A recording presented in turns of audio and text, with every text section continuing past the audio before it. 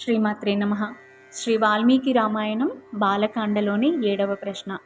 ఏ సంఘటనను చూసి వాల్మీకి హృదయం కారుణ్య భావోద్వేగమునకు లోనైనది? ఆ సంఘటనకు వాల్మీకి ముని నుండి ఏమి వెలువడినది? క్రౌంచ పక్షుల విషాద సంఘటనను చూసిన వాల్మీకి హృదయం కారుణ్య భావోద్వేగమునకు లోనైనది. నిషాదుని క్రూర చర్యను అత్యంత పాపాత్మకముగా భావించిన వాల్మీకి ఆగ్రహుడై మా నిషాద ప్రతిష్టాం త్వమగమశాశ్వతీ సమాహ యత్క్రౌంచమిథునాదేకమవతి కామమోహితం.